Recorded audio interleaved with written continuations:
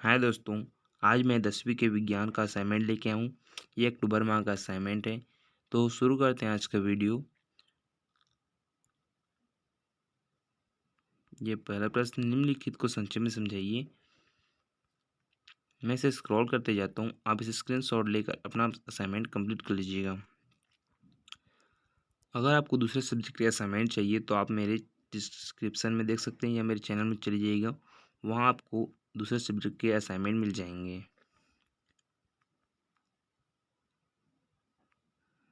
ये दूसरा प्रश्न, हेमेटाइट से लोहे के निष्कर्षण को निम्नलिखित पदों के आधार पर समझाइए।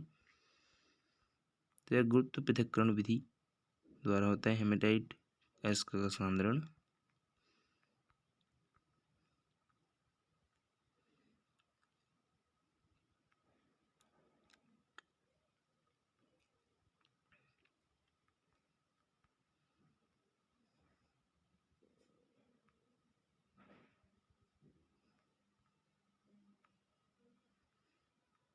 उसके बाद ये तीसरा चित्र जिसमें आपको नामांकित चित्र बनाने को बोला है, वात्या भट्टी का नामांकित चित्र।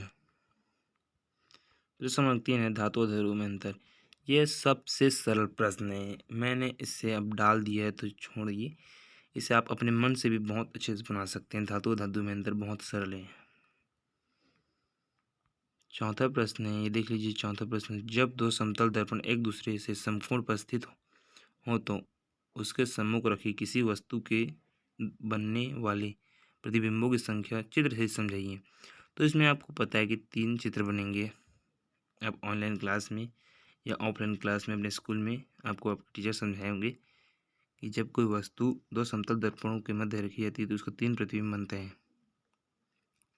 आपको बस इसमें नामांकित चित्र बनाने हैं और कितने प्रतिबिंब बनता है उसके बताने हैं।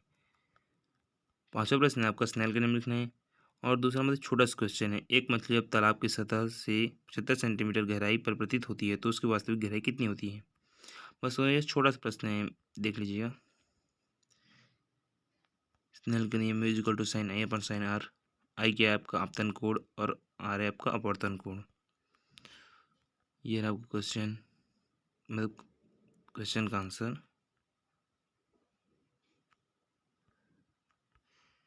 दोस्तों यहाँ तक अगर वीडियो आपको पसंद आती है तो लाइक शेयर एंड सब्सक्राइब करें, जिससे नया नया वीडियो आपको पास पहुँच जाए, और अपने दोस्तों में भी शेयर करना ना भूलें।